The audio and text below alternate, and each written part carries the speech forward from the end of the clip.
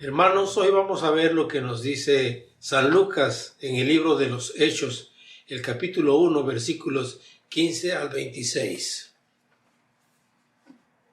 En aquellos días, Pedro se levantó en medio de los hermanos, y los reunidos eran como 120 en número, y dijo: Varones hermanos, era necesario que se cumpliese la escritura en que el Espíritu Santo habló por boca de David acerca de Judas, que fue guía de los que prendieron a Jesús, y era contado con nosotros y tenía parte en este ministerio. Este pues, con el salario de su iniquidad, adquirió un campo y, cayendo de cabeza, se reventó por la mitad y todas sus entrañas se derramaron. Y fue notorio a todos los habitantes de Jerusalén, de tal manera que aquel campo se llama en su propia lengua Acéldama, que quiere decir campo de sangre. Porque está escrito en el libro de los Salmos: sea hecha desierta su habitación, y no haya quien more en ella, y tome otro su oficio. Es necesario pues que de estos hombres que han estado juntos con nosotros todo el tiempo que el Señor Jesús entraba y salía con nosotros, comenzando desde el bautismo de Juan hasta el día en que fue de entre nosotros recibido arriba, uno sea hecho testigo con nosotros de su resurrección. Y señalaron a dos: a José llamado Barsabás, que tenía por sobrenombre Justo, y a Matías, y orando dijeron: Tú, Señor, que conoces los corazones de todos, muestra cuál de estos dos has escogido, para que tome la parte de este ministerio y apostolado, de que cayó Judas por transgresión, para irse a su propio lugar. Y les echaron suerte, y la suerte cayó sobre Matías, y fue cantado con los 11 apóstoles. Aquí vemos que después de la ascensión de Jesús, se reúnen en una casa todos los discípulos, los seguidores de Cristo, que ya habían cambiado su nombre. Jesús mismo, antes de ascender, les cambió el nombre de discípulos, o sea, aprendices, a apóstoles, que quiere decir enviados, porque la misión era llevar las nuevas de salvación, haciendo énfasis en la resurrección de Jesús después de haber sido crucificado. Y entonces, entre estos 120 reunidos, Pedro, guiado por el Espíritu Santo, asume el liderazgo y les dice: bueno, hermanos, compañeros, como usted le quiera llamar, debemos de nombrar a alguien de los que anduvieron durante el tiempo que Jesús ministró aquí en la tierra, empezando desde el bautismo de Juan hasta cuando fue crucificado, para que también lleve la noticia de la resurrección. Debe haber sido testigo de la resurrección. Y entonces los reunidos proponen a dos. Ahora, Pedro hace énfasis que lo que pasó con Judas no fue una casualidad, fueron los planes de Dios, que así estaba previsto. Inclusive él cita al salmista David, donde hace mención de el traidor y de lo que iba a pasar con su traición, como consecuencia de su traición.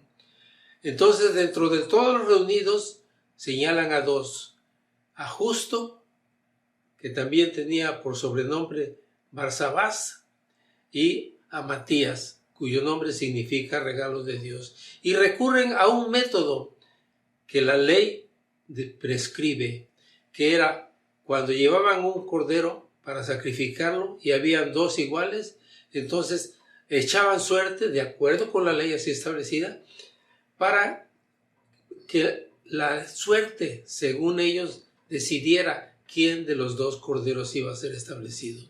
Pero aquí el asunto de echar suertes no es una casualidad, es algo que el Espíritu Santo está poniendo en el corazón de todos ellos, para que de esa manera elijan entre los dos candidatos.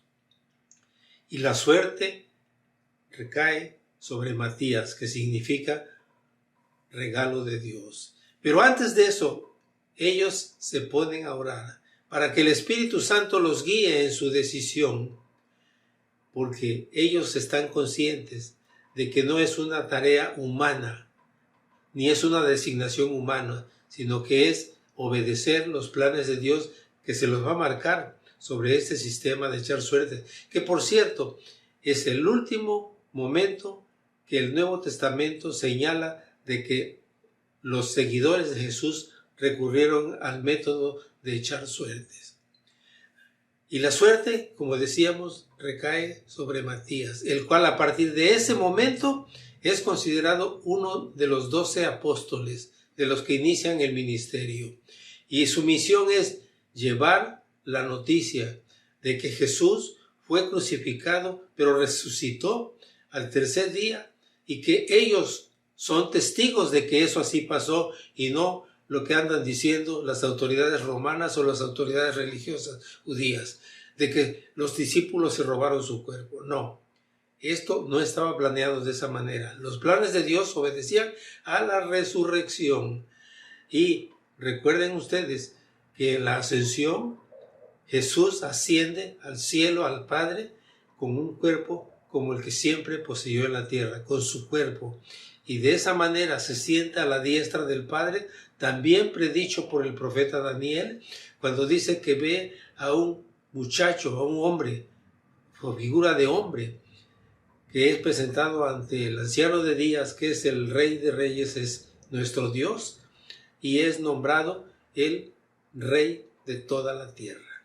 Entonces, esto lo que nos enseña es que cuando nosotros tenemos una duda para ver cuál es el camino correcto que debemos de seguir, lo pongamos en oración en las manos de Dios, y Él, a través de su Espíritu, nos va a decir cuál es el camino correcto y cuál es la mejor decisión. Porque acuérdense que quien nos está dando la sabiduría para tomar la mejor decisión, o quien nos está guiando por el camino para ir para la mejor decisión, es el Creador del universo. Y no hay ser más sabio que el Creador del universo. Y con ese pensamiento, mis hermanos, reciban la bendición. Que el amor de Dios el Padre, la gracia de nuestro Señor Jesucristo y la comunión del Espíritu Santo sea con ustedes ahora y siempre. Amén.